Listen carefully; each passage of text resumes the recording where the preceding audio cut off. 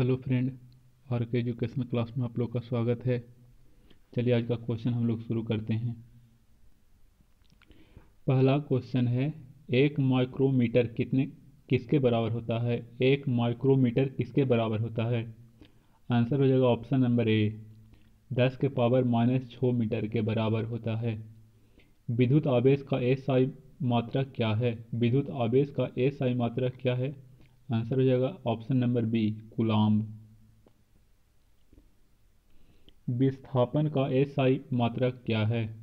विस्थापन का एसआई मात्रक क्या है, तो आंसर हो जाएगा मीटर। विस्थापन की एसआई मात्रक मीटर होता है। निम्नलिखित में से किस भौतिक राशि की मात्रा की इकाई एक समान है। निम्नलिखित में से किस भौतिक राशि की मात्रा एक समान है। कार्य और ऊर्जा। ऑप्शन नंबर ए, कार्य और ऊर्जा। प्रकाश वर्ष निम्न में से किसकी इकाई है। प्रकाश वर्ष निम्न में से किसकी इकाई है। आंसर हो जाएगा ऑप्शन नंबर बी, दूरी का। प्रकाश वर्ष दूरी की इकाई है। प्रतिरोध का एसआई इकाई होता है, प्रतिरोध के ओम होता है। प्रतिरोध का एसआई इकाई ओम होता है। एसआई प्रणाली में प्रतिबल की माप इकाई क्या है। एसआई प्रणाली में प्रतिबल की माप इकाई है। आंसर हो जाएगा ऑप्शन नंबर सी, न्यूटन प्रति मीटर स्क्वायर। एसआई प्रणाली में प्रतिबल की माप इकाई क्या है। आंसर हो जाएगा न्यूटन प्रति मीटर स्क्वायर। क्वेश्चन नंबर 8, विद्युत धारा का एसआई मात्रक क्या है। विद्युत धारा का एसआई मात्रक क्या है। आंसर हो जाएगा ऑप्शन नंबर ए, एम्पियर। क्वेश्चन नंबर 9 है, शक्ति की इकाई क्या है। शक्ति की इकाई क्या है। आंसर हो जाएगा ऑप्शन नंबर ए, वाट। शक्ति की इकाई वाट है। दाब का एसआई इकाई क्या है। दाब का एसआई इकाई क्या है। आंसर हो जाएगा ऑप्शन नंबर सी, न्यूटन प्रति मीटर स्क्वायर।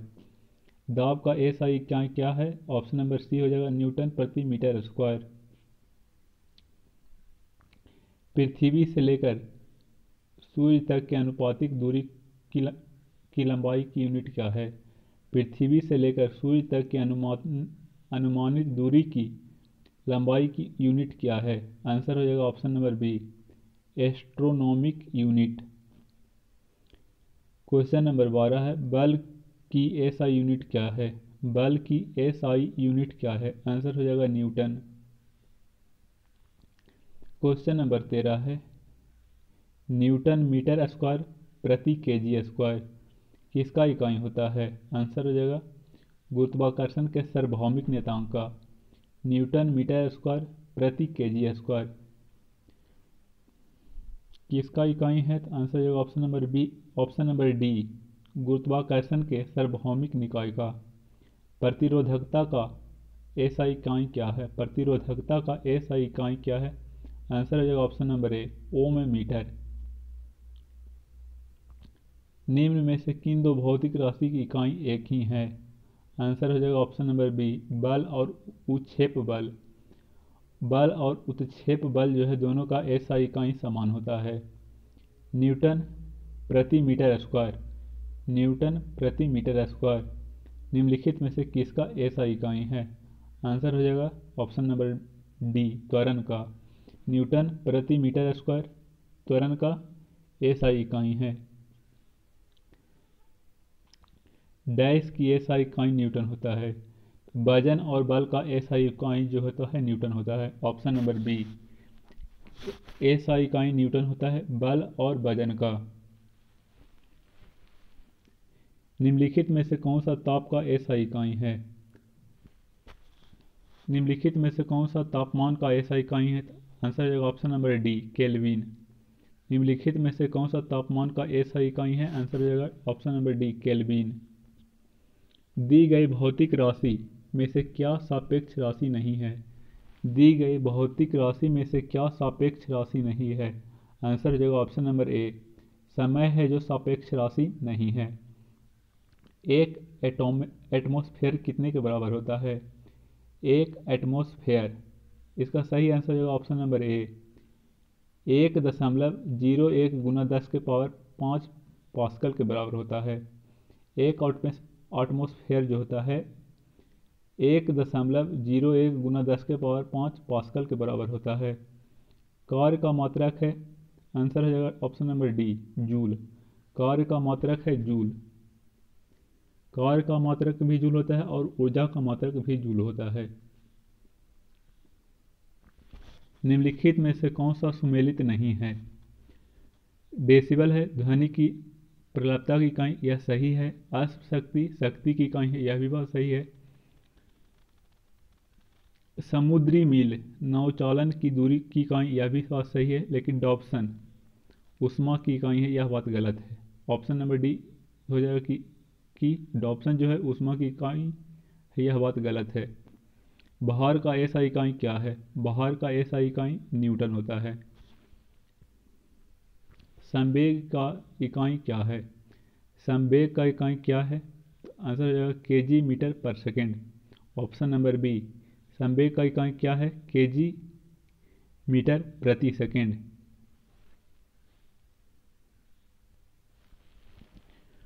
उद्योग में शक्ति की इकाई क्या होता है? उद्योग में शक्ति की इकाई क्या होता है? आंसर हो जाएगा ऑप्शन नंबर डी, अश्व शक्ति। निम्नलिखित में से किसकी कोई इकाई नहीं होता? निम्नलिखित में से किसकी कोई इकाई नहीं होता? आंसर हो जाएगा option number D, option number B, सापेक्षिक घनत्व का कोई इकाई नहीं होता। प्रदीप्त का मान निम्नलिखित में से किसका उपयोग करके की जाती है? प्रदीप्त का माप जो है किसका उपयोग करके किया जाता है? आंसर हो जाएगा option number C, lux metre. प्रदीप्त का माप किसका उपयोग करके किया जाता है? आंसर हो जाएगा option number C, lux metre. आवेग का मात्रक है, आंसर हो जाएगा newton second. Option number C, आवेग का मात्रक है न्यूटन सेकेंड। निम्नलिखित में से किसकी इकाई ऊर्जा की इकाई के समान है? निम्नलिखित में से किसकी इकाई ऊर्जा के इकाई के समान है? आंसर हो जाएगा कार्य का, ऑप्शन नंबर सी। ऊर्जा और कार्य का इकाई जूल होता है। इसको मिलान करना है तो देखिए मिलान करना है। इसमें त्वरण का हो जाएगा न्यूटन प्रति मीटर स्क्वायर, बल का हो जाएगा न्यूटन, कार्य का हो जाएगा जूल और आवेग का हो जाएगा न्यूटन गुना सेकेंड। यहाँ इसका सही आंसर हो जाएगा ऑप्शन नंबर ए।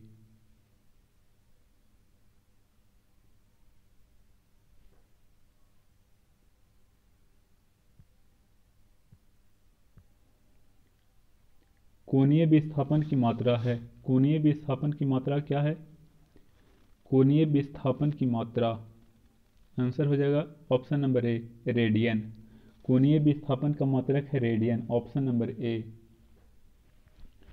एक पारसेक निम्नलिखित में से किसके बराबर होता है? एक पारसेक निम्नलिखित में से किसके बराबर होता है? इसका सही आंसर हो जाएगा ऑप्शन नंबर डी, 3.26 प्रकाश वर्ष के बराबर होता है। एक पारसेक जो होता है 3.26 प्रकाश वर्ष के बराबर होता है। 1 नैनोमीटर बराबर कितना होता है? तो 1 नैनोमीटर बराबर ऑप्शन नंबर डी, 1/10⁹ मीटर होता है। 1 नैनोमीटर बराबर होता है 1/10⁹ मीटर। 1 पिकोमीटर बराबर कितना होता है? 1 पिकोमीटर बराबर कितना होता है? ऑप्शन नंबर सी इसका सही आंसर हो जाएगा 10⁻12 मीटर। 1 पिकोमीटर बराबर होता है 10⁻12 मीटर। क्वेश्चन नंबर 35 है, 1 जूल किसके बराबर होता है? आंसर हो जाएगा 1 न्यूटन गुना 1 मीटर। 1 जूल किसके बराबर होता है? तो ऑप्शन नंबर ए सही हो जाएगा, 1 न्यूटन गुना 1 मीटर।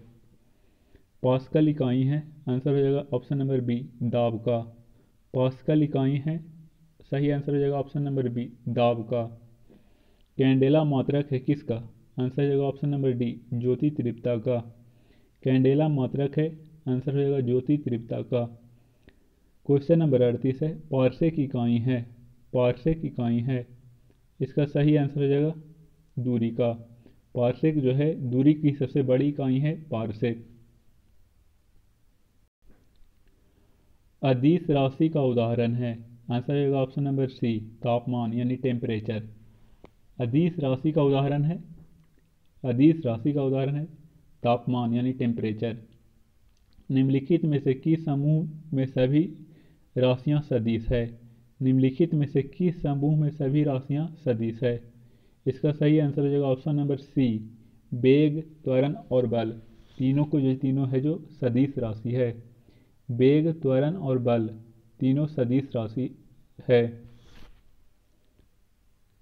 सदिश राशि का उदाहरण है। आंसर हो जाएगा ऑप्शन नंबर ए, बल आघूर्ण। सदिश राशि का उदाहरण है। आंसर हो जाएगा ऑप्शन नंबर ए, बल आघूर्ण। क्वेश्चन नंबर 4 है, शून्य परिणामी उत्पन्न करने के लिए समान परिमाण के आवश्यकता सदिशों की न्यूनतम संख्या कितनी है? आंसर हो जाएगा ऑप्शन नंबर ए, 2। शून्य परिणामी उत्पन्न करने के लिए समान परिणामों के आवश्यक सदिशों की न्यूनतम संख्या कितनी है? आंसर हो जाएगा ऑप्शन नंबर ए, 2। दो सदिश के गुणनफल से प्राप्त राशि क्या होता है? दो सदिश के गुणनफल से प्राप्त राशि क्या होता है? आंसर हो जाएगा ऑप्शन नंबर सी, या तो सदिश हो सकता है या अदिश भी हो सकता है। दो सदिश के गुणनफल से प्राप्त राशि क्या हो सकता है? तो सदिश भी हो सकता है और अदिश भी हो सकता है। Option number C. अदिश गुना अदिश करेंगे तो क्या आएगा? आंसर होगा अदिश ही आएगा। अदिश राशि गुना अदिश राशि करेंगे तो अदिश राशि आएगा, जबकि सदिश गुना सदिश करेंगे तो सदिश भी आ सकता है और अदिश भी आ सकता है, लेकिन अदिश गुना अदिश करेंगे तो अदिश ही राशि आएगा। समानांतर चतुर्भुज के नियमन मूलतः कितने परिणामों की गणना के लिए प्रयुक्त की जाती है? आंसर होगा ऑप्शन नंबर सी, 2 बल। समानांतर चतुर्भुज बल के नियम मूलतः कितने परिणाम की गणना के लिए प्रयुक्त की जाती है? आंसर होगा ऑप्शन नंबर सी, 2 बल के लिए। क्वेश्चन नंबर 8 है, किसी सदिश का घटक होता है। आंसर हो जाएगा ऑप्शन नंबर डी, सदिश के परिणाम के बराबर या उससे कम। किसी सदिश का जो घटक होता है सदिश के परिणाम के बराबर या उससे कम। क्वेश्चन नंबर अगला है, किसी निर्दिष्ट दिशा में किसी वस्तु की गति को क्या कहा जाता है? किसी निर्दिष्ट दिशा में किसी वस्तु की गति को क्या कहा जाता है? आंसर हो जाएगा ऑप्शन नंबर सी, वेग। किसी पिंड का वेग समरूप कहा जाता है जब। आंसर हो जाएगा ऑप्शन नंबर सी, वेग का मान और दिशा दोनों नियत हो। किसी पिंड का वेग समरूप कहा जाता है जब वेग का मान और दिशा दोनों नियत हो। किसी पिंड का वेग समरूप कब कहा जाएगा? इसका सही आंसर हो जाएगा ऑप्शन नंबर सी, वेग का मान और दिशा दोनों नियत हो। चाल, दूरी और समय का सही संबंध क्या होता है? चाल, दूरी और समय का सही संबंध क्या होता है? इसका सही आंसर हो जाएगा ऑप्शन नंबर बी, चाल बराबर दूरी बटा समय होता है। यानी चाल को दर्शाया गया है एस से, दूरी को दर्शाया गया है डी से और समय को दर्शाया गया है टी से। इसका सही आंसर हो जाएगा ऑप्शन नंबर बी, चाल बराबर दूरी बटा समय। तत्कालिक वेग और औसत वेग तब बराबर होते हैं जब वस्तु। क्वेश्चन नंबर 4 है, तत्कालिक वेग और औसत वेग तब बराबर होते हैं जब वस्तु। सही आंसर होगा ऑप्शन नंबर डी में शून्य त्वरण हो। तत्कालिक वेग और औसत वेग बराबर होते हैं जब वस्तु में शून्य त्वरण हो। जब वस्तु में शून्य त्वरण होगा तो तत्कालिक वेग और औसत वेग बराबर होंगे। क्वेश्चन नंबर 5, किसी पिंड का विस्थापन समय के समानुपाती पाया जाता है। पिंड का आंसर होगा ऑप्शन नंबर वेग समरूप है। किसी पिंड का विस्थापन समय के समानुपाती पाया जाता है। किसी पिंड का विस्थापन जो है समय के समानुपाती पाया जाता है तो पिंड का वेग समरूप है। पिंड का जब वेग समरूप होगा तो विस्थापन समय के समानुपाती पाया जाएगा। क्वेश्चन नंबर 6, मुक्त अवस्था में गिरते हुए एक पिंड द्वारा तय की गई दूरी समानुपाती होता है किसके? आंसर जो ऑप्शन नंबर सी, गिरने के समय के वर्ग के। मुक्त अवस्था में गिरते हुए एक पिंड द्वारा तय की गई दूरी समानुपाती होता है। सही आंसर है ऑप्शन नंबर सी, गिरने के समय के वर्ग के।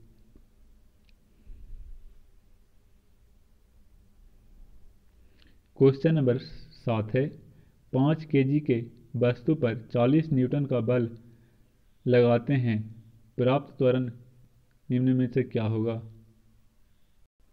इसका जब बनाइएगा तो आंसर आ जाएगा ऑप्शन नंबर ए, 8 मीटर प्रति सेकंड स्क्वायर। 8 मीटर प्रति सेकंड स्क्वायर।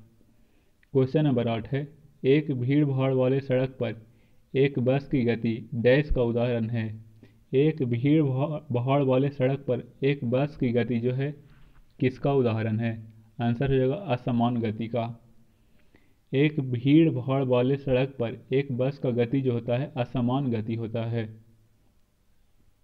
क्वेश्चन नंबर 9, यदि वेग समय का ग्राफ समय अक्ष के समानांतर हो तो? आंसर जो ऑप्शन नंबर ए, वस्तु नियत वेग से चल रही है। यदि वेग समय के ग्राफ में समय अक्ष का समानांतर हो, समय जो है अक्ष के समानांतर होगा तब क्या होगा? तो सही आंसर जो ऑप्शन नंबर ए, वस्तु नियत वेग से चल रही है। नीचे दिए गए वेग समय ग्राफ का कौन सा भाग शून्य त्वरण को प्रदर्शित करता है? इसका सही आंसर हो जाएगा ऑप्शन नंबर बी। बी और सी जो है शून्य त्वरण को प्रदर्शित कर रहा है। गति का दूसरा समीकरण डैश और समय के बीच संबंध देता है। गति का दूसरा समीकरण जो है आंसर हो जाएगा ऑप्शन नंबर डी, स्थिति और समय के बीच को संबंध देता है। गति का दूसरा समीकरण जो है समय, स्थिति और समय के बीच को संबंध दर्शाता है। क्वेश्चन नंबर 12 है, निम्नलिखित में से कौन सी मात्रा चाल के साथ साथ इसकी गति निर्दिष्ट करती है? निम्नलिखित में से कौन सी मात्रा चाल के साथ साथ इसकी गति निर्दिष्ट करती है? आंसर है ऑप्शन नंबर सी, वेग। क्वेश्चन नंबर 13 है, एक निश्चित दिशा में बढ़ रही वस्तु की गति को वैज्ञानिक शब्दावली में किस पद के रूप में जाना जाता है? एक निश्चित दिशा में बढ़ रही वस्तु की गति को वैज्ञानिक शब्दावली में किस पद के रूप में जाना जाता है? आंसर हो जाएगा ऑप्शन नंबर ए, वेग के रूप में। वेग में परिवर्तन बटा लगने वाला समय को क्या कहते हैं? आंसर हो जाएगा त्वरण। वेग में परिवर्तन बटा लगने वाला समय को त्वरण कहते हैं। क्वेश्चन नंबर 15 है, एक समान तल वाली सीधी सड़क पर नियत त्वरण पर दौड़ने वाली कार के संबंध में निम्नलिखित में से कौन सा कथन सत्य है? एक समान तल वाली सीधी सड़क पर नियत त्वरण पर दौड़ने वाली कार के संबंध में निम्नलिखित में से कौन सा कथन सत्य है? आंसर जो ऑप्शन नंबर डी, कार का वेग निरंतर बदल रहा है। एक समान तल वाली सीधी सड़क पर नियत त्वरण से दौड़ने वाली कार के संबंध में निम्नलिखित में से कौन सा कथन सत्य है? आंसर हो जाएगा कार का वेग निरंतर बदल रहा है। क्वेश्चन नंबर 16 है, जब कोई वस्तु एक समान गति से गति कर रही है तो उसका त्वरण क्या होगा? जब कोई वस्तु एक समान गति से गति कर रही है तो उसका त्वरण क्या होगा? आंसर हो जाएगा ऑप्शन नंबर सी, उसका त्वरण जो होगा शून्य होगा। क्वेश्चन नंबर 17 है, डैश का उपयोग एक वस्तु की समग्र गति का वर्णन करने और उस किसी दिए गए समय पर इसकी प्रारंभिक स्थिति के संदर्भ में अंतिम स्थिति को पता लगाने के लिए किया जाता है। आंसर होगा ऑप्शन नंबर सी, दूरी और विस्थापन। डैश का उपयोग एक वस्तु की समग्र गति का वर्णन करने के लिए करने और किसी दिए गए समय पर उसकी प्रारंभिक स्थिति के संदर्भ में अंतिम स्थिति का पता लगाने के लिए किया जाता है। तो दूरी और विस्थापन का प्रयोग किया जाता है। क्वेश्चन नंबर 18 है, वेग और समय का गुणनफल प्रदान करते हैं। वेग और समय का गुणनफल क्या प्रदान करता है? आंसर हो जाएगा ऑप्शन नंबर बी, विस्थापन। वेग और समय का जो गुणनफल होता है वह विस्थापन को प्रदान करता है। क्वेश्चन नंबर 19 है, यदि किसी वस्तु द्वारा तय की गई दूरी 0 है तो वस्तु का विस्थापन कितना होगा? यदि किसी वस्तु द्वारा तय की गई दूरी 0 है तो वस्तु का विस्थापन कितना होगा? आंसर हो जाएगा ऑप्शन नंबर बी, विस्थापन भी 0 होगा।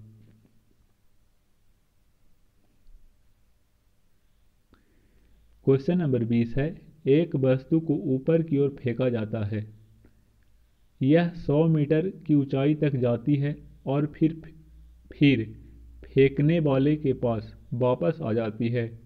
तो इसका सही आंसर हो जाएगा वस्तु का वास्तविक विस्थापन 0 होगा।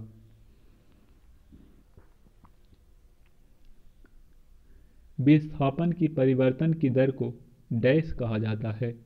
विस्थापन की परिवर्तन के दर को क्या कहा जाता है? आंसर हो जाएगा ऑप्शन नंबर बी, वेग।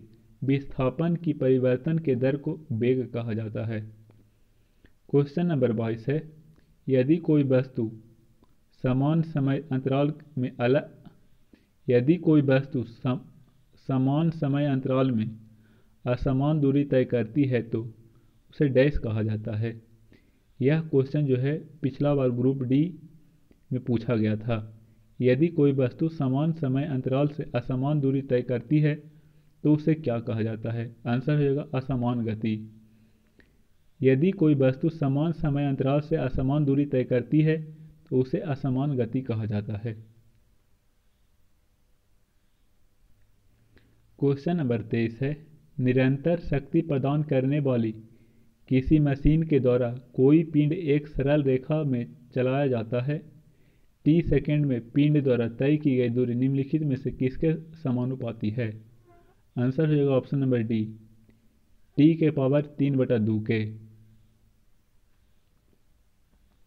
क्वेश्चन नंबर 24 है, जब एक परिवेक्षण के सापेक्षित समय के साथ वस्तु की स्थिति लगातार बदलती रहती है तो उसे, तो सही आंसर हो जाएगा ऑप्शन नंबर बी, कहा जाता है कि वह गतिशील है।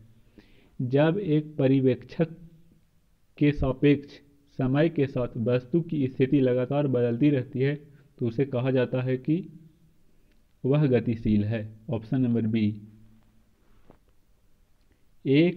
जब एक पर्यवेक्षक के सापेक्ष समय के साथ वस्तु की गति लगातार बदलती जाती है तो उसे कहा जाता है कि वह गतिशील है। क्वेश्चन नंबर 25 है, किसी वस्तु का त्वरण इसके डैश के प्रति इकाई समय के हुआ परिवर्तन है। किसी वस्तु का त्वरण इसके डैश के प्रति इकाई समय में हुआ परिवर्तन है। आंसर हो जाएगा ऑप्शन नंबर ए, वेग। किसी वस्तु के त्वरण इसके वेग के प्रति इकाई समय में हुआ परिवर्तन है। ऑप्शन नंबर ए इसका सही आंसर हो जाएगा। क्वेश्चन नंबर 26 है, निम्नलिखित में से कौन सा एक वेक्टर मात्रक है? वेक्टर यानी सदिश राशि। आंसर हो जाएगा ऑप्शन नंबर डी, वेग यानी वेलोसिटी। क्वेश्चन नंबर 27 है, फेम के संदर्भ में जो समय का फंक्शन है एक वस्तु की स्थिति में परिवर्तन की दर क्या है, उसे क्या कहा जाता है? आंसर हो जाएगा ऑप्शन नंबर सी, वेग। फेम के संदर्भ में जो समय का फंक्शन है एक वस्तु की स्थिति में परिवर्तन की दर क्या है, उसे क्या कहा जाता है? आंसर हो जाएगा ऑप्शन नंबर सी, वेग। क्वेश्चन नंबर 28 है, समय के साथ किसी वस्तु का वेग दिखाने वाले ग्राफ को क्या कहा जाता है? समय के साथ किसी वस्तु का वेग दिखाने वाले ग्राफ को क्या कहा जाता है? आंसर हो जाएगा ऑप्शन नंबर ए, वेग समय ग्राफ। क्वेश्चन नंबर 29 है, शून्य त्वरण का अर्थ है। शून्य त्वरण का अर्थ है, ऑप्शन नंबर ए इसका सही आंसर हो जाएगा वस्तु का वेग स्थिर हो। शून्य त्वरण का अर्थ होता है वस्तु का जो वेग है वह स्थिर हो। क्वेश्चन नंबर 30 है, धनात्मक त्वरण का अर्थ होता है। धनात्मक त्वरण का जो अर्थ होता है, ऑप्शन नंबर सी इसका सही आंसर हो जाएगा वस्तु का वेग बढ़ रहा है। धनात्मक त्वरण मतलब वस्तु का वेग बढ़ रहा है। क्वेश्चन नंबर 31 है, गति का दूसरा समीकरण। गति का जो दूसरा समीकरण है वह है ऑप्शन नंबर डी, एस बराबर U T plus half A T square. गति का दूसरा समीकरण है एस बराबर U T plus half A T square. ठीक है। Question number 32। क्वेश्चन नंबर 32 है, शून्य में स्वतंत्र रूप से गिरने वाले वस्तु में, शून्य से स्वतंत्र रूप से गिरने वाले वस्तु में आंसर हो जाएगा ऑप्शन नंबर सी, समान त्वरण होता है।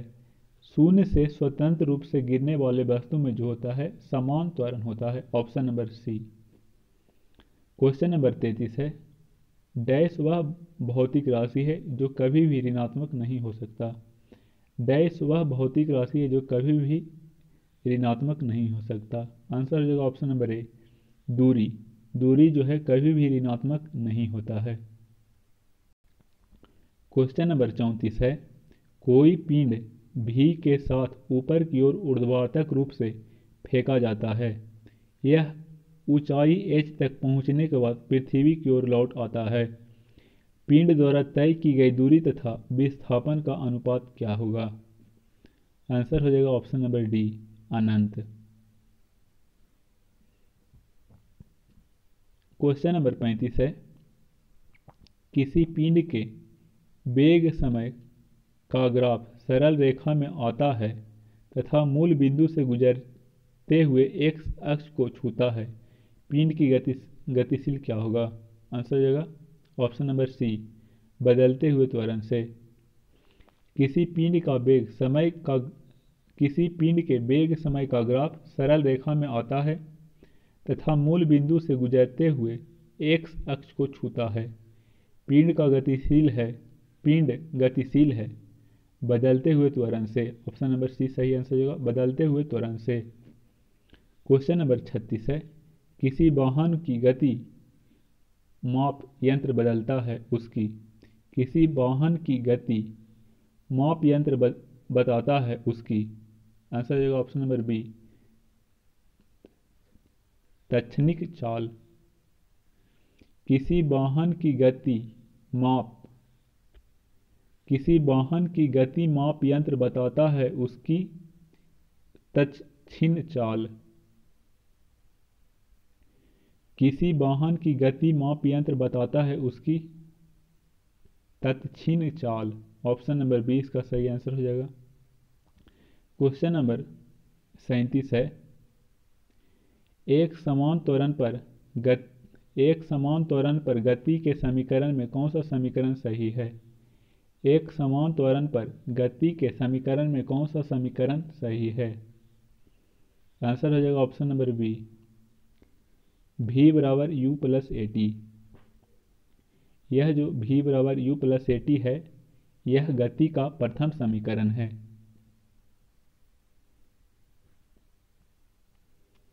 क्वेश्चन नंबर 38 है, एक पिंड u वेग से ऊर्ध्वाधर रूप से एक फर्श से टकराता है तथा उसी गति से उछलता है, गति में परिवर्तन होगा।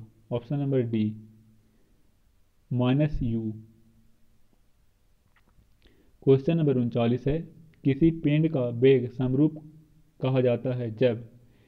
किसी पिंड का जो वेग है समरूप कहा जाता है जब। ऑप्शन नंबर सी इसका सही आंसर हो जाएगा, वेग के मान और दिशा दोनों नियत हो। किसी पिंड का वेग समरूप कहा जाता है जब वेग का मान और दिशा दोनों नियत हो। Option number C. Question number 40 है, एक समान वृत्तीय गति में, इसका सही आंसर जो ऑप्शन नंबर डी, चाल अचर और वेग चर होता है। एक समान वृत्तीय गति में चाल जो होता है अचर होता है, अचर मतलब बदलते रहता है, लेकिन वेग जो होता है चर होता है।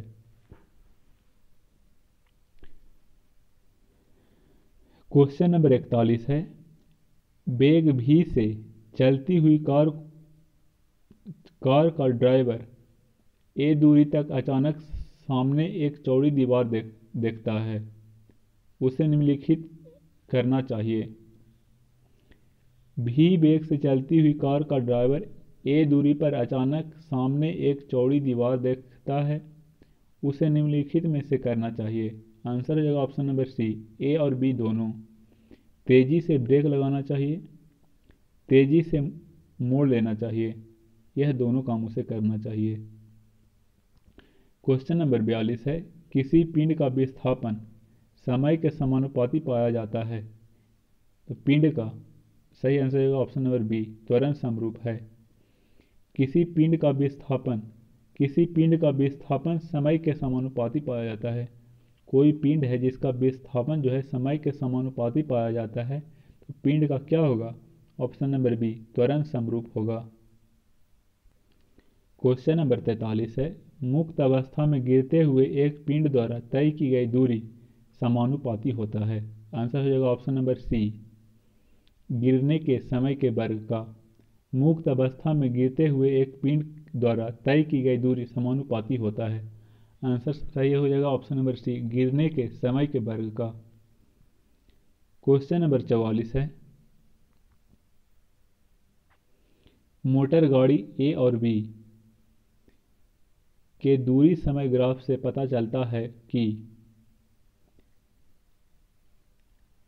ऑप्शन नंबर सी इसका सही आंसर हो जाएगा, पूरी दूरी तक एक की अपेक्षा बी अधिक वेग से चली।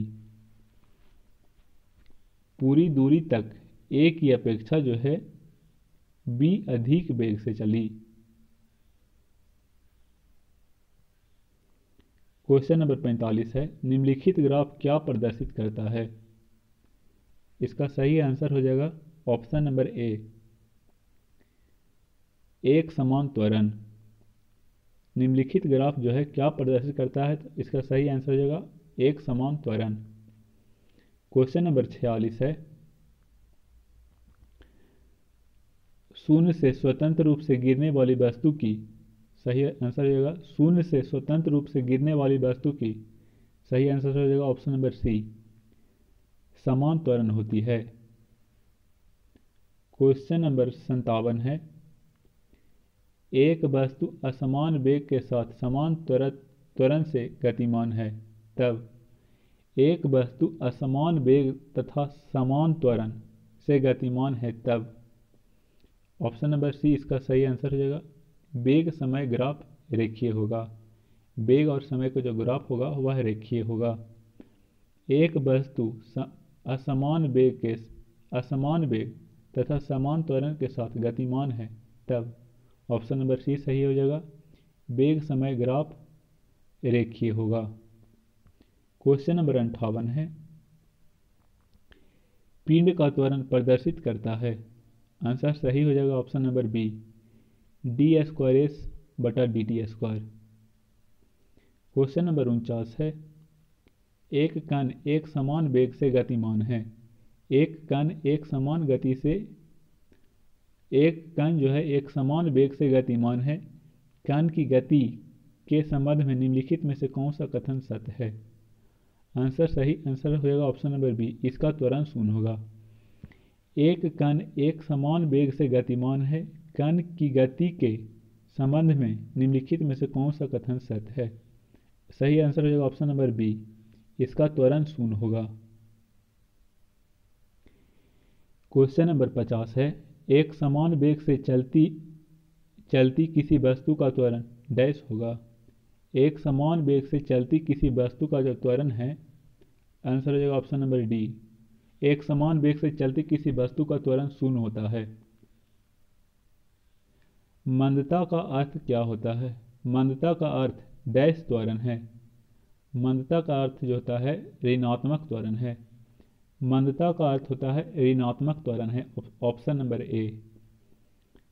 क्वेश्चन नंबर 12 है, किसी वस्तु का वेग व्यतीत हुए समय के समानुपाती होता है तो वस्तु की डैश होगी। ऑप्शन नंबर बी एक समान त्वरण होगा।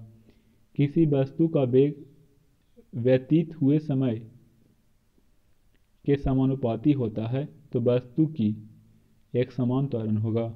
Option number B. Question number 53 है, डैश एक वस्तु की प्रति इकाई समय में वेग में परिवर्तन की माप है। आंसर हो जाएगा ऑप्शन नंबर सी त्वरण। त्वरण एक वस्तु की प्रति इकाई समय में वेग में परिवर्तन की माप है। त्वरण जो है एक वस्तु की प्रति इकाई समय में वेग में परिवर्तन का माप है। ऑप्शन नंबर सी इसका सही आंसर हो जाएगा। क्वेश्चन नंबर 54 है, एक साइकिल स्थिर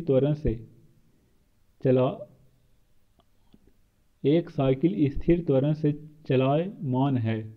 पीछे के पहिए पर घर्षण बल, आंसर हो जाएगा सी, पश्चिम दिशा में लगेगा, पीछे की दिशा में लगेगा।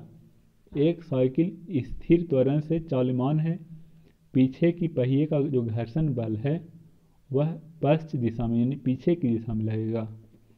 क्वेश्चन नंबर 55 है, यदि वेग समय ग्राफ समय अक्ष के समानांतर है तो गति क्या होगा।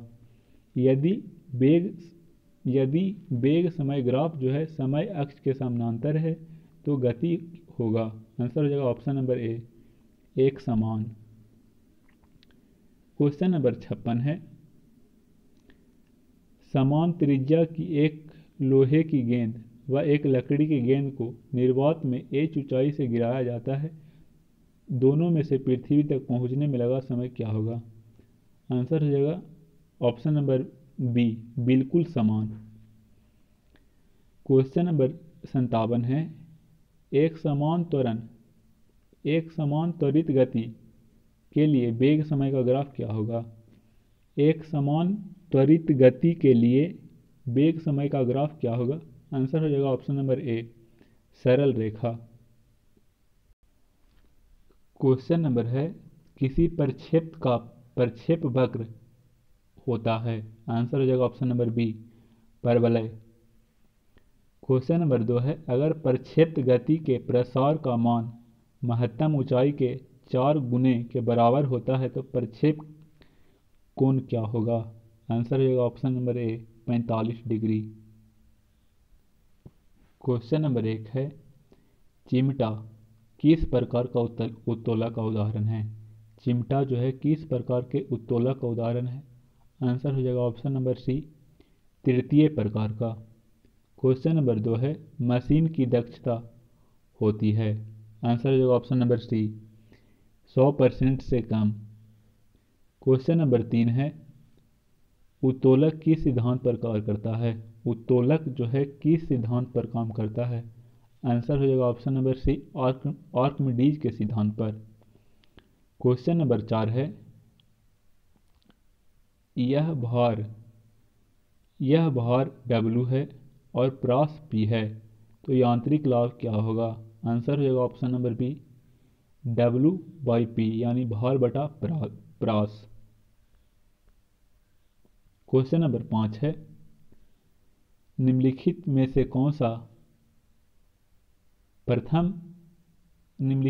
कौन सा श्रेणी प्रथम लीवर का उदाहरण है। इसका सही आंसर हो जाएगा ऑप्शन नंबर ए प्लायर। क्वेश्चन नंबर 6 है, निम्नलिखित में से कौन सा यांत्रिक लाभ के लिए सही है। यांत्रिक लाभ के लिए सही है। आंसर हो जाएगा ऑप्शन नंबर बी भार बटा आयास। क्वेश्चन नंबर 7 है, निम्नलिखित में से कौन सा प्रथम श्रेणी का उत्तोलक है। प्रथम श्रेणी का उत्तोलक आंसर हो जाएगा ऑप्शन नंबर डी तराजू। क्वेश्चन है, एक साइकिल स्थिर त्वरण से चालयान है, पीछे के पहिए पर घर्षण बल। आंसर हो जाएगा ऑप्शन नंबर सी पश्चिम दिशा में लगेगा यानी पीछे की ओर लगेगा। Option number C. Question number 2 है, m द्रव्यमान की कोई वस्तु जो त्वरण a से गतिशील है उस पर प्रयुक्त बल क्या होगा। आंसर हो जाएगा ऑप्शन नंबर सी मास गुना एक्सीलरेशन यानी F बराबर हो जाएगा ma यह F बराबर ma जो होता है न्यूटन के दूसरा नियम से होता है। क्वेश्चन नंबर 3 है, दो पिंड के बीच बल सदैव, ऑप्शन नंबर ए सही हो जाएगा, समान और विपरीत दिशा में प्रयुक्त होगा। दो पिंड के बीच बल सदैव समान और विपरीत दिशा में प्रयुक्त होगा। क्वेश्चन नंबर 4 है,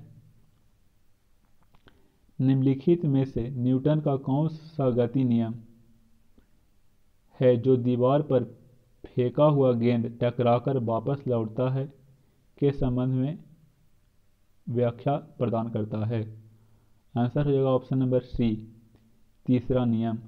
तीसरा नियम ही कहता है every action is equal opposite reaction. Question number 5 है, कारों के ब्रेकिंग पैड में डैश के गुण का उपयोग किया जाता है। आंसर हो जाएगा ऑप्शन नंबर डी, घर्षण का सकारात्मक प्रभाव। क्वेश्चन नंबर 6 है, घर्षण बल द्वारा किया गया कार्य डैश होता है। आंसर हो जाएगा ऑप्शन नंबर सी, घर्षण बल द्वारा किया गया कार्य जो होता है हमेशा ऋणात्मक होता है। क्वेश्चन नंबर 7 है, निम्नलिखित में से कौन सी भौतिक इकाई एक वस्तु की स्थिर या एक समान गतिशील स्थिर को बदलती है या बदलने का प्रयास करता है। निम्नलिखित में से कौन सा भौतिक इकाई एक वस्तु की स्थिर या एक समान गति की स्थिरता को बदलती है या बदलने का प्रयास करता है। आंसर है ऑप्शन नंबर सी, बल। क्वेश्चन नंबर 8 है, कोई वस्तु सतत चाल से गति करती रहती है जब तक उस पर कोई डैश ना लगे। जब कोई वस्तु सतत चाल से गति करती रहती है जब तक उस पर कोई डैश बल ना लगे। आंसर हो जाएगा सही ऑप्शन नंबर सी, कोई बल ना लगे, यानी जब तक कोई बल नहीं लगेगा वह एक समान गति से गति करता रहेगा। यह न्यूटन का प्रथम नियम के अनुसार कहा गया है। क्वेश्चन नंबर 9 है, झूले पर बैठी लड़की की गति डैश होती है। आंसर हो जाएगा ऑप्शन नंबर डी, आवर्त गति। झूले पर बैठे लड़की की जो गति होता है वह आवर्त गति होता है। क्वेश्चन नंबर 10 है, निम्नलिखित में से कौन सा कथन न्यूटन के गति के तीसरे नियम के लिए सही है। आप लोग को अभी हम बताएं कि तीसरा नियम जो है कहता है every action is equal opposite reaction, यानी इसका सही आंसर हो जाएगा बल अलग अलग निकाय पर विपरीत दिशा में लागू होता है। बल जो है अलग अलग निकाय पर विपरीत दिशा में लागू होता है। Option number C. Question number 11 है, द्रव्यमान और त्वरण के गुणनफल को क्या कहा जाता है। द्रव्यमान और त्वरण के गुणनफल को क्या कहा जाता है। आंसर हो जाएगा ऑप्शन नंबर डी, बल। द्रव्यमान और त्वरण के गुणनफल को बल कहा जाता है। क्वेश्चन नंबर 12 है, निम्नलिखित में से कौन सा उदाहरण न्यूटन के गति विस्मयक तृतीय नियम का व्याख्या करता है। आंसर हो जाएगा रॉकेट लॉन्च करना, ऑप्शन नंबर ए। क्वेश्चन नंबर 13 है, जब एक नाविक आगे की दिशा में कूदता है तब नाव पीछे की तरफ हट जाता है। यह उदाहरण न्यूटन के कौन से नियम का है। आंसर हो जाएगा ऑप्शन नंबर सी, गति का तीसरा नियम। क्वेश्चन नंबर 14 है, रॉकेट लॉन्चिंग कौन से नियम पर आधारित है। रॉकेट लॉन्चिंग, आंसर हो जाएगा ऑप्शन नंबर ए, न्यूटन के गति का तीसरा नियम। क्वेश्चन नंबर 15 है, न्यूटन के गति के नियमों का प्रकाशन वर्ष कब था। न्यूटन के गति के नियमों का प्रकाशन वर्ष क्या था। आंसर हो जाएगा ऑप्शन नंबर डी, 1687 ईस्वी। क्वेश्चन नंबर 16 है, न्यूटन के गति का तीसरा नियम निम्नलिखित में से किस स्थिति पर लागू होता है। आंसर हो जाएगा ऑप्शन नंबर ए, जब कोई व्यक्ति नाव से नदी के किनारे कूदता है तो नाव पीछे की ओर हो जाता है।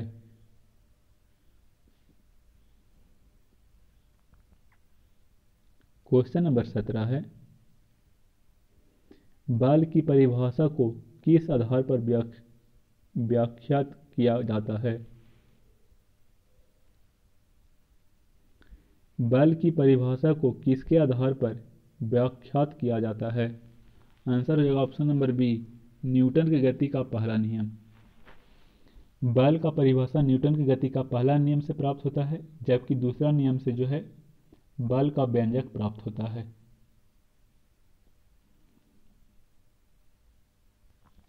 क्वेश्चन नंबर 18 है, एक 70 केजी का आदमी 50 न्यूटन के बल से एक 50 केजी वाले को धक्का देता है। 50 केजी वाले आदमी ने दूसरे व्यक्ति को कितने बल से धकेला है? आंसर हो जाएगा ऑप्शन नंबर ए, 50 न्यूटन के बल से। क्वेश्चन नंबर 19 है, गति का दूसरा नियम डैश से संबंधित है? आंसर हो जाएगा डी, संवेग से। गति का दूसरा जो नियम है वह संवेग से संबंधित है। क्वेश्चन नंबर 20 है, एक ऊंची छलांग लगाने वाले व्यक्ति ऊंची छलांग से पहले कुछ समय तक दौड़ते हैं ताकि वह डैश का जड़त्व उसके लंबी छलांग लेने में मदद करे। इसका सही आंसर है ऑप्शन नंबर डी, गति। एक ऊंची छलांग लगाने वाले व्यक्ति ऊंची छलांग से पहले कुछ समय तक दौड़ते हैं ताकि गति का जड़त्व उसे लंबी छलांग लेने में मदद करे। क्वेश्चन नंबर 21 है, मेज पर रखी पुस्तक का ढेर डैश के कारण हटता नहीं है? मेज पर रखी गई पुस्तक का ढेर डैश के कारण हटता नहीं है?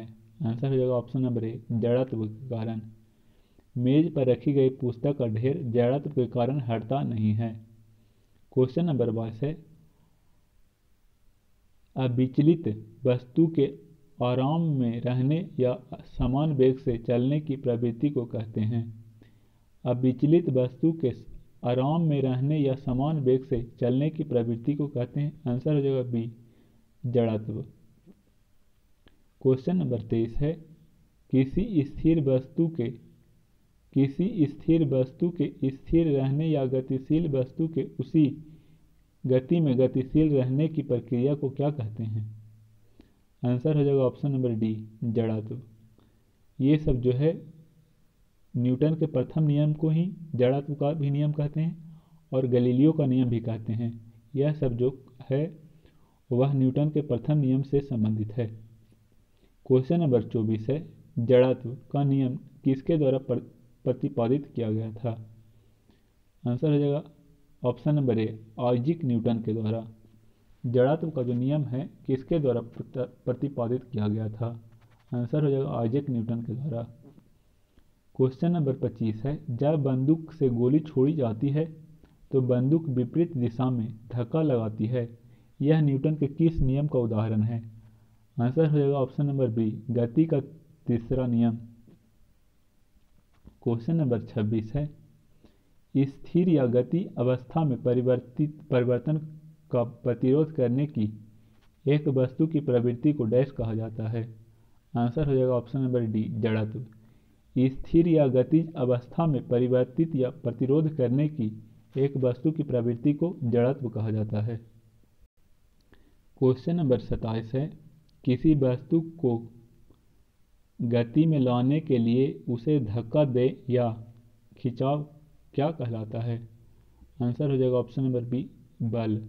किसी वस्तु को गति में लाने के लिए उसे धक्का देना या खींचना क्या कहलाता है? आंसर हो जाएगा ऑप्शन नंबर बी, बल।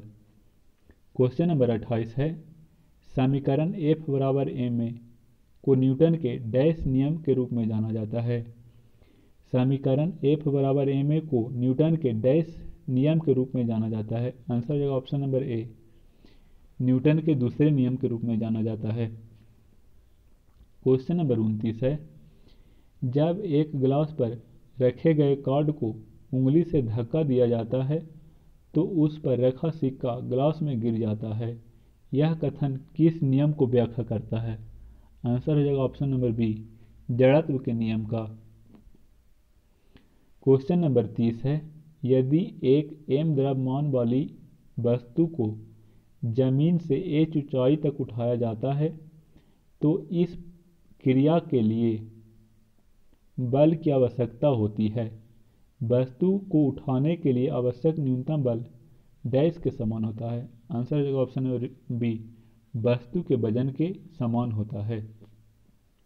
क्वेश्चन नंबर 31 है, दोनों वस्तु के मध्य का बल हमेशा बराबर और विपरीत दिशा में होता है। यह विचार न्यूटन के किस नियम के रूप में दिया जाता है? दो वस्तु के मध्य का बल हमेशा बराबर और विपरीत दिशा में होता है। यह न्यूटन के तीसरे नियम के द्वारा दिया जाता है, यानी ऑप्शन नंबर ए। क्वेश्चन नंबर 32 है, जब एक स्थिर बस चलना प्रारंभ करती है उसमें खड़े व्यक्ति पीछे की दिशा में गिर जाते हैं। निम्नलिखित में से कौन सा नियम इसका परिस्थिति का व्याख्या करता है? आंसर हो जाएगा ऑप्शन नंबर ए, न्यूटन के गति का प्रथम नियम। क्वेश्चन नंबर 33 है, एक व्यक्ति स्थिर पानी में नाव पर खड़ा रहता है, यदि वह नाव के तट की ओर चलता है तो नाव, आंसर हो जाएगा ऑप्शन नंबर ए, नाव तट से दूर चली जाएगी। क्वेश्चन नंबर 34 है, निम्नलिखित में से कौन सी प्राकृतिक में कभी अकेली नहीं होती है? निम्नलिखित में से कौन प्राकृतिक में कभी अकेले नहीं होती है? आंसर हो जाएगा ऑप्शन नंबर बी, बल हमेशा अकेले नहीं होता है। क्वेश्चन है 35, बल बराबर क्या होता है? बल बराबर फार्मूला होता है द्रव्यमान गुना त्वरण।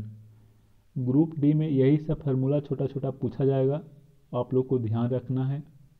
बल बराबर होता है द्रव्यमान गुना त्वरण। क्वेश्चन नंबर 36 है, प्रतिबल का प्रभाव निम्नलिखित में से किस पर निर्भर करता है? प्रतिबल का प्रभाव निम्नलिखित में से किस पर निर्भर करता है? आंसर हो जाएगा ऑप्शन नंबर डी, क्षेत्रफल पर। क्वेश्चन नंबर 37 है, यदि एक वस्तु दोनों सिरों से पकड़कर खींचा जाता है तो उस पर लागू बल को क्या कहा जाता है? आंसर हो जाएगा ऑप्शन नंबर डी, खिंचाव बल। अगर खींचेंगे तो उस पर जो लगेगा बल उसको खिंचाव बल कहा जाएगा, option number D. Question number 38 है, किसी पदार्थ पर डैश कार्य करने के बावजूद भी उसके आकार में परिवर्तन न होने का गुण डैश कहलाता है? आंसर हो जाएगा ऑप्शन नंबर सी, बाह्य या दृढ़ता। किसी पदार्थ पर बाह्य बल कार्य करने के बावजूद भी उसके आकार में परिवर्तन न होने का गुण कहलाता है, दृढ़ता कहलाता है, यानी ऑप्शन नंबर सी इसका सही आंसर हो जाएगा। क्वेश्चन नंबर 39 है, निम्नलिखित में से कौन एक वस्तु पर लागू असंतुलित बल का प्रभाव नहीं है? निम्नलिखित में से कौन सा एक वस्तु पर लागू असंतुलित बल का प्रभाव नहीं है? आंसर हो जाएगा ऑप्शन नंबर सी, वस्तु की गति में परिवर्तन का कारण नहीं बनता। वस्तु की गति में परिवर्तन का कारण नहीं बनता, option number C. Question number 40 है, डैश दो वस्तुओं के मध्य परस्पर क्रिया होता है? आंसर हो जाएगा ऑप्शन नंबर डी, बल दो वस्तु के मध्य परस्पर क्रिया होता है।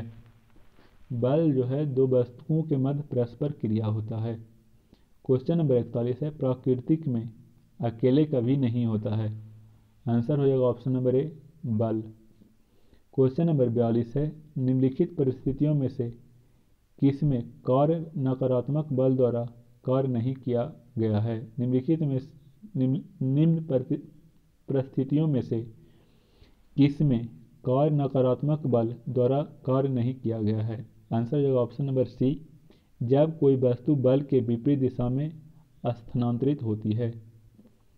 क्वेश्चन नंबर 43 है, ठोस सतह द्वारा किसी भी वस्तु पर समान दिशा में लगाए गए बल को क्या कहते हैं? ठोस सतह द्वारा किसी भी वस्तु पर समान दिशा में लगाए गए बल को क्या कहते हैं? आंसर हो जाएगा ऑप्शन नंबर ए, समान बल।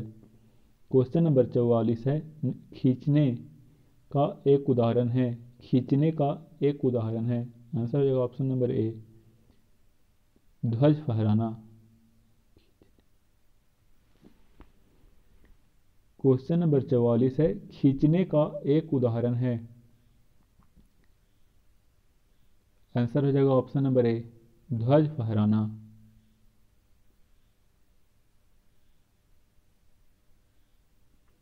क्वेश्चन नंबर 45 है, कभी बलों में होता है, सभी बलों में क्या होता है? सभी बलों में होता है। आंसर हो जाएगा ऑप्शन नंबर ए, परिमाण और दिशा दोनों। परिणाम और दिशा दोनों, क्योंकि बल जो है एक सदिश राशि है। सदिश राशि में परिणाम और दिशा दोनों होता है, जबकि अदिश राशि में सिर्फ परिणाम होता है, दिशा नहीं होता है। क्वेश्चन नंबर 46 है, जब दो समान बल किसी पिंड पर एक दूसरे के विपरीत दिशा में प्रयुक्त होता है तो पिंड पर प्रयुक्त होने वाले कुल बल डैश होती है। आंसर होगा ऑप्शन नंबर डी, शून्य होता है।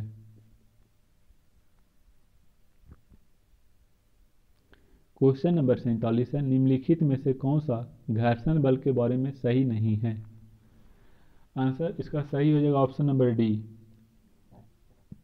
रोलिंग घर्षण स्लाइडिंग घर्षण की तुलना में अधिक होता है। मशीनों में बॉल वायरिंग से घर्षण कम होता है। यह बहुत गलत कहा गया है। तो देखिए इसका चारों ऑप्शन पढ़ लेते हैं। घर्षण वह बल है जो संपर्क में दो सतहों के सापेक्ष गति को विरोध करता है। यह बात सही है। वह घर्षण बल जो किसी सतह पर चलने का कार्य करता है स्लाइडिंग घर्षण कहलाता है। यह भी बात सही है।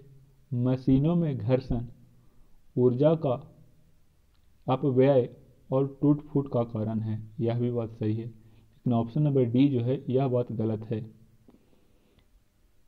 कि रोलिंग घर्षण जो है स्लाइडिंग घर्षण की तुलना में अधिक होता है। यह बात गलत है और मशीनों में बॉल बेयरिंग से घर्षण कम होता है। क्वेश्चन नंबर 48 है, यदि किसी गतिमान वस्तु पर कोई बल आरोपित नहीं है तो यह किसके कारण रुक जाएगी? यदि किसी गतिमान वस्तु पर कोई बल आरोपित नहीं है तो यह किसके कारण रुक जाएगी? आंसर हो जाएगा ऑप्शन नंबर सी, घर्षण के कारण। क्वेश्चन नंबर 49 है, दो सतहों के बीच सतह की अनियमितताओं को परिणाम स्वरूप डैश होता है। आंसर हो जाएगा ऑप्शन नंबर ए, घर्षण। क्वेश्चन नंबर 50 है, गति का द्वितीय नियम प्रदर्शित करता है। आंसर हो जाएगा ऑप्शन नंबर डी, किसी वस्तु की गति के परिवर्तन की दर शुद्ध बल की दिशाओं में वस्तु पर लागू शुद्ध बल के आनुपातिक होता है। Option number D. Question number 58 है, घर्षण बल डैश कार्य करती है। आंसर होगा ऑप्शन नंबर डी, बल के दिशा के विपरीत। घर्षण बल जो है बल के दिशा के विपरीत कार्य करता है। क्वेश्चन नंबर 59 है, घर्षण द्वारा किए गए कार्य का क्षय नहीं होता। घर्षण द्वारा किए गए कार्य का क्षय नहीं होता, बल्कि वह डैश ऊर्जा के रूप में परिवर्तित होता है। आंसर हो जाएगा ऑप्शन नंबर ए, तापीय ऊर्जा के रूप में परिवर्तित होता है।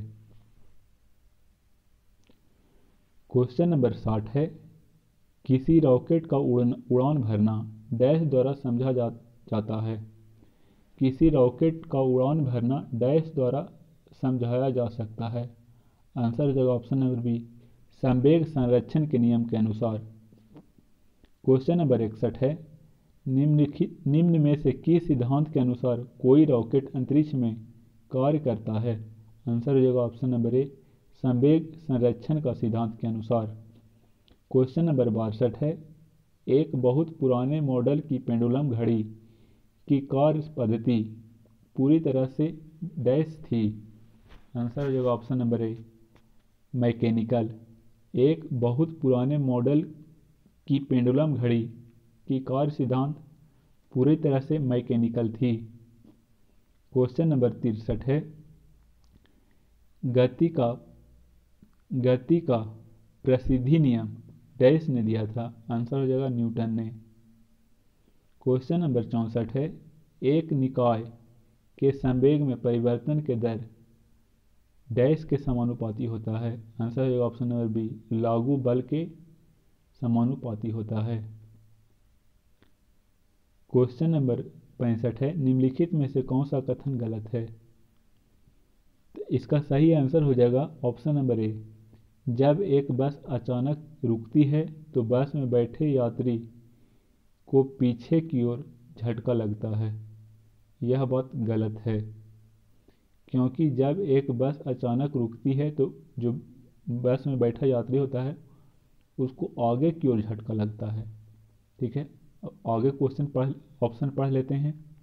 एक व्यक्ति चलती बस से कूदता है तो वह गिर जाता है। यह बात सही है।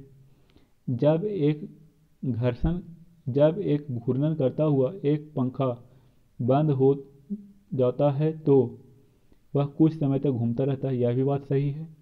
जब एक बस अचानक रुकती है तो बस में बैठे यात्री को आगे की ओर झटका लगता है। यह भी बात सही है। अगर रुकता है तो आगे की ओर झटका लगता है, लेकिन अगर विश्राम में खड़ा है और चलेगा तो उसे पीछे की ओर झटका लगेगा। ठीक है। अब क्वेश्चन नंबर 66 है, गति का तीसरा नियम डैश और वेग के बीच संबंध प्रदर्शित करता है। गति का जो तीसरा नियम है ऑप्शन नंबर ए स्थिति और वेग के बीच संबंध प्रदर्शित करता है। क्वेश्चन नंबर 67 है, न्यूटन के गति का दूसरा नियम। इसका सही आंसर हो जाएगा ऑप्शन नंबर सी, बल के प्रभावों को समझने में सहायता करता है। यानी न्यूटन के दूसरा गति के नियम से बल का व्यंजक प्राप्त होता है। क्वेश्चन नंबर 68 है, जब किसी प्रतिरक्षा बल F को विपरीत दिशा में लगाया जाता है तो दोनों दिशाओं के बीच का कोण क्या होगा? आंसर हो जाएगा ऑप्शन नंबर सी 180 डिग्री। आज का क्वेश्चन हम लोग यहीं तक रहने देते हैं। अगर आप लोग को वीडियो पसंद आए तो लाइक और कमेंट करें, तो हम अगला वीडियो भी ज़रूर लाएंगे। और चैनल पर नए हैं तो चैनल को लाइक एंड सब्सक्राइब करें। धन्यवाद।